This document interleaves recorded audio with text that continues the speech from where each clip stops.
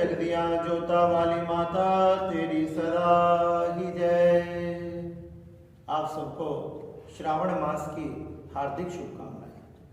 भगवान शंकर श्री सनत कुमारों को बड़ा ही पवित्र, बड़ा ही सुंदर श्री श्रावण मास का महात्म सुना रहे थे, जिस महात्म में भगवान शिव शंकर श्री सनत कुमारों को, हे भगवान शंकर, शुक्रवार का व्रत किस प्रकार से धारण किया जाता है तथा किसकी पूजा की जाती है, आप कृपया करके हमें बताएं। तो भगवान शंकर कहने लगे कि इस भारत भूमि में पांडवों के वंश में ही आगे चलकर एक सुशील नाम का राजा हुआ, जिसकी पत्नी का नाम सुकेशी था। वह राजा बड़ा ही पवित्र तथा धर्म का आचरण करने वाला था, समस्त प्रजा की रक्षा करता था, लेकिन राज्य करते हुए उसे काफी समय व्यतीत हो गया, फिर भी उसे संतान की प्राप्ति नहीं हुई। सुकेशी जो उसकी पत्नी थी, उसे चिंता सताने लगी, अगर मेरे संतान की प्राप्ति नहीं हुई तो कहीं मेरा पति मुझे त्याग न दे। इस प्रकार से वह हर महीने नाटक करने लग जाती, अपने घर, अपने पेट पर, अपने उदर पर कुछ कपड़ों को लपेट लेती और नाटक करती कि मैं गर्भिणी हूं, जिससे कि उसके पति को एक आनंद की प्राप्ति हो। ऐसे करते करते समय व्यतीत होने लगा तथा उसकी पत्नी सुकेशी किसी ऐसी स्त्री को ढूंढने लगी जो गर्भवती है। उसकी नजर एक ब्राह्मण की पत्नी पर गई, जो ब्राह्मण की पत्नी गर्भवती थी।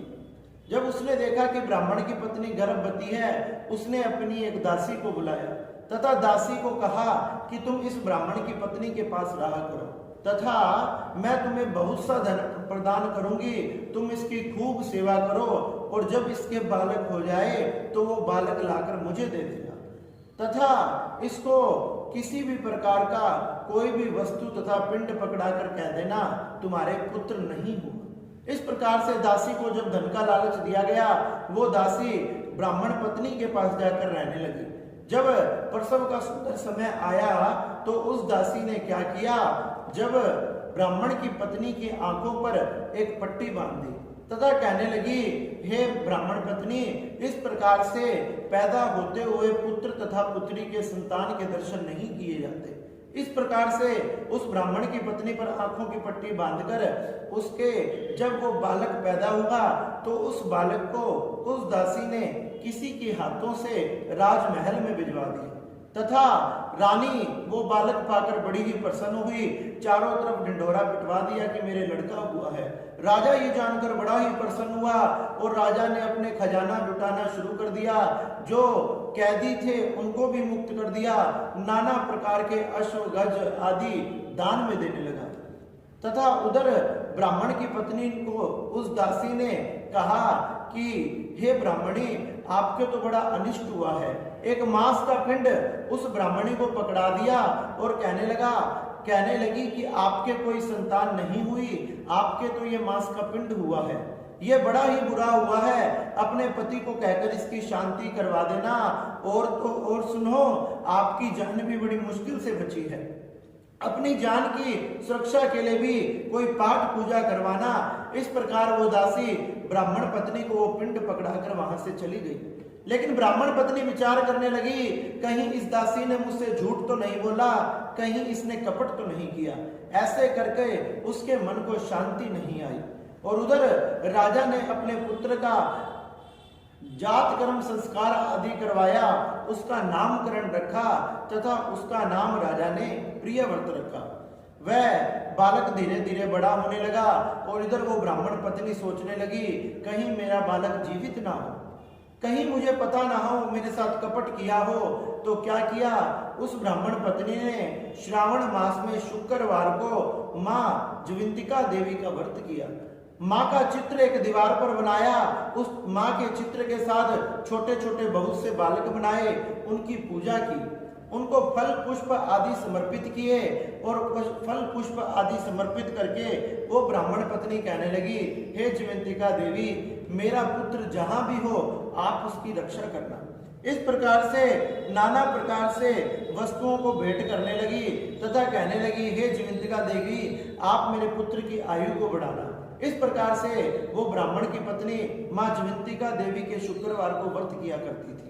धीरे धीरे वो राजकुमार भी बढ़ने लगा प्रियवत। एक समय ऐसा आया कि राजा की मृत्यु हो गई। राजा के मृत्यु के बाद उस प्रियव्रत को राजा बनाया गया तथा प्रियव्रत भी धर्म से प्रजा का पालन करने लगा। एक समय उनके मन में विचार आया, क्यों ना मैं गया में जाकर अपने पितृ ऋण से मुक्त हो जाऊं, अपने पिता के निमित्त पिंड दान करूं, उनका तर्पण करूं। इस प्रकार अपने मंत्रियों को सारा राज्य संभलाकर अब साधारण वेश धारण कर साधारण वस्त्र धारण कर गया जी की तरफ जाने लगा। गया जी की तरफ जाते जाते एक रास्ते में एक गांव आया तथा वो एक गृहस्थी के मकान में रुके। संयोगवश उस दिन वो गृहस्थी के बालक हुआ था तथा बालक हुए को आज 5वां दिन था। उस गृहस्थी के पहले जितने भी बालक हुए थे 5वें दिन आकर छठ देवी उनको ले जाती थी तथा उसके इस प्रकार से 5 बालक मारे गए। आज छठा बालक उसके पैदा हुआ था जिसको आज 5वां दिन था और उसी 5वें दिन में राजा वो वहां पधारा। गृहस्थी ने बाहर उसके सोने की व्यवस्था की। रात में छठ देवी उस गृहस्थी के छठे बालक को लेने के लिए आई तथा जैसे लेने के लिए आई राजा की सुरक्षा में, राजा की रक्षा में जयंतिका माँ खड़ी थी। जयंतिका माँ ने कहा कि तुम कौन हो? वो कहने लगी मैं छठ देवी हूँ, इस गृहस्थी के छठे बालक को लेने आई हूँ। पहले मैं इसके 5 बालक ले गई। वो जयंतिका देवी कहने लगी यहाँ राजा सो रहा है और मैं राजा को लांग कर तुम्हें जाने नहीं दूंगी। इस प्रकार जयंतिका देवी के वचन सुनकर छठ देवी वापस लौट गई तथा गृहस्थी ने जब सुबह उठकर देखा तो चमत्कार हो गया। हर बार 5वें दिन ही उसके बालक की मृत्यु हो जाती थी, लेकिन आज उसका बालक जीवित है। वह बड़ा प्रसन्न हुआ, राजा के चरणों में प्रणाम करने लगा, उनके भाग्य को सिराने लगा तथा एक दिन और अपने घर पर रोकने के लिए बार बार राजा को कहने लगा। राजा एक दिन और रुककर इस प्रकार से आगे गया की तरफ बढ़ा। जब विष्णुपदी की तरफ आगे बढ़ने लगा, धीरे धीरे यात्रा करते करते गया जी में पहुंच गए। गया जी में बुलाकर सुंदर ब्राह्मणों को बुलाया, तर्पण दान किया, पिंड दान किया। जैसे ही पिंड नदी में उतरकर दान करने लगा तो वहां से 2-2 हाथ निकल कर आए। जब 2 हाथ निकल कर आए तो राजा सोचने लगा ये 2 हाथ निकल कर क्यों आए हैं। उसने ब्राह्मणों के पास जाकर पूछा कि हे प्रभु, हे ब्राह्मण देवता, आप ये बताएं इस नदी में से, इस सरोवर में से 2 हाथ क्यों निकल कर आए हैं। ब्राह्मण कहने लगे इसका जो भी ज्ञान है, ये जो भी गुप्त बात है, ये तो केवल तुम्हारी माँ ही बता सकती है। राजा को बड़ी चिंता सताने लगी कि ये 2 हाथ निकल कर क्यों आए। वो वापिस फटाफट अपने नगर पर लौट के आने लगा। जब अपने राज्य में लौटकर वापस आने लगा तो रास्ते में उसी गृहस्थी का घर पड़ा। राजा ने सोचा इसने बड़ा हमारा आदर सत्कार किया था और कहा था जब वापस आओ तो हमारे यहाँ जरूर रुक के जाना। तो राजा आज उसकी कुटिया में प्रवेश करने लगा। संयोगवश उस दिन भी उसके यहाँ पुत्र पैदा हो चुका था और पुत्र पैदा को 5वां ही दिन था। संयोग से इतना सुंदर समय बना, वह गृहस्थी बड़ा प्रसन्न हुआ। आज 5वां दिन है और आज ये व्यक्ति हमारे यहाँ आ गया तो मेरे इस पुत्र की भी रक्षा हो जाएगी। आज राजा मन में सोचने लगा मैं देर रात को सोऊंगा नहीं, देखूंगा कि इसके पुत्र की रक्षा किस प्रकार से हुई। जब वह आज सोने का नाटक करने लगा तो रात्रि में फिर से छठ देवी उस गृहस्थी के बालक को लेने आने लगी तो जयंतिका ने रोक दिया। हे छठ देवी, मैंने तुम्हें पहले भी समझाया था कि तू राजा को लांग कर अंदर नहीं जा सकती। छठ देवी पूछने लगी हे जयंतिका माँ, आप इस राजा की रक्षा क्यों करती है? इसमें ऐसा क्या गुण है? इसने ऐसा कौन सा पुण्य किया है? जयंतिका कहने लगी हे छठ देवी, इसकी माँ बड़ी भाग्यशाली है, इसकी माँ बड़ी धर्मात्मा है, इसकी माँ शुक्रवार के दिन मेरा व्रत करती है।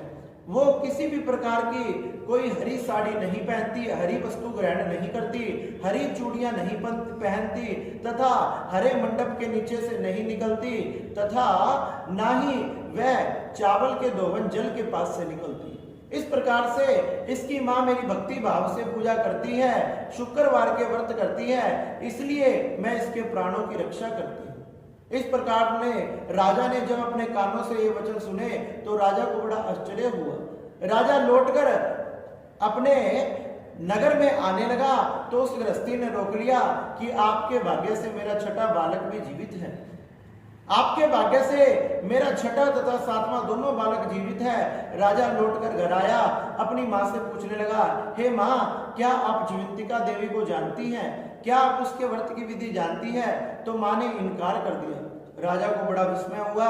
अरे, जीवंतिका देवी ने कहा था मेरी माँ तो व्रत करती है और मेरी माँ ने मना कर दिया, अर्थात कि ये मेरी माँ नहीं है। समस्त राजा ने अपनी बुद्धिमानी का परिचय दिया, काफी सोचा और क्या किया, समस्त राज्य में ढिंढोरा पिटवा दिया। समस्त ब्राह्मणों को तथा समस्त सुहागिन स्त्रियों को राजा ने निमंत्रण दिया। राजा ने सबके घर पर हरी हरी चूड़ियां, हरी साड़ियां, सब कुछ भिजवाया तथा सबने वो हरी चूड़ियां तथा हरी साड़ियां स्वीकार करी। लेकिन उस ब्राह्मण की पत्नी ने वो स्वीकार करने से इनकार कर दिया, क्योंकि मैं तो लाल वस्तु ही धारण करती हूँ। क्यों? क्योंकि वह जीवंतिका का व्रत करती थी। जब राजा को सैनिकों ने आके बताया कि ब्राह्मण पत्नी ने उसे लेने से इनकार कर दिया, तो राजा ने सुंदर लाल रंग के वस्त्र तथा लाल रंग की चूड़ियां भिजवाई। निमंत्रण दिया गया। निमंत्रण पर सभी नगर निवासी आए। एक तरफ हरा मंडप सजाया गया तथा एक तरफ चावल के धोवन का जल रखा गया। जैसे ही वो ब्राह्मण पत्नी आई, उसने हरे मंडप के नीचे से नहीं निकली। जैसे ही दूसरे रास्ते पर गई, वहां चावल का धोवन जल था, वहां से भी प्रवेश नहीं किया। तीसरा रास्ता जो एकदम साफ तथा सुथरा था, वहां से प्रवेश किया। राजा ने पहचान लिया, जो जीवंतिका देवी ने बताया था वह सभी गुण इसी में विराजमान है। वह जाकर कहने लगा, हे ब्राह्मण पत्नी, आपके चरणों में प्रणाम है। कृपया कर आप मुझे बताएं, क्या आप माँ जीवंतिका को जानती हैं? क्या उनके व्रत को जानती है? जैसे ही राजा ने ये पूछा, माँ के अंदर वात्सल्य उमड़ गया। उनके स्तनों से दूध टपकने लगा तथा माँ ने उस ब्राह्मण पत्नी ने बताया, हाँ, मैं जीवंतिका देवी के शुक्रवार को व्रत करती हूँ। मैं हरी वस्तुओं को ग्रहण नहीं करती, लाल वस्तुओं को ग्रहण करती हूँ तथा हर शुक्रवार को जीवंतिका का व्रत करती हूँ। राजा ने पहचान लिया कि यही मेरी माँ है, जिस जीवंतिका देवी ने मुझे बताया था। इस प्रकार से राजा ने माँ के चरणों में प्रणाम किया। राजा अपने महलों के अंदर अपनी माँ को ले गया तथा जो राजा की पत्नी माँ, जो प्रियव्रत की राजमाता थी, उन माता के पास अंदर गया और कहने लगा, माँ, आप सच सच बात बताओ, मेरी जन्म की क्या घटना है? जब राजा सुशील की पत्नी सुकेशी ने सब कुछ सच सच बता दिया कि मैंने दासी को बुलवाकर किस प्रकार से एक ब्राह्मण के घर आपने जन्म लिया था, मैंने वहां से आपको मंगवा लिया था। इस प्रकार से राजा ने माँ को कहा कि माँ, आपने ये सही नहीं किया तथा अपने माँ तथा ब्राह्मण माता तथा पिता को अपने साथ अपने महलों में रखने लगा।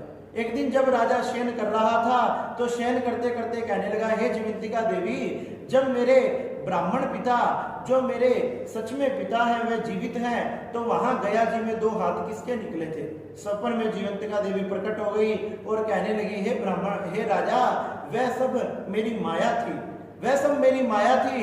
अगर मैं अपनी माया नहीं दिखाती तो तुम अपनी, जो सच में तुम्हारी माता है, जिसने तुम्हें जन्म दिया है, उससे तुम कैसे मिल पाते? उसने बड़ी भक्ति भाव से मेरी पूजा की है, इसलिए मैंने सब ये माया की ताकि एक माँ का अपने पुत्र से मिलाप हो सके। इसलिए हे राजा, तुम संशय में मत पड़ो, ये सब मेरी माया थी।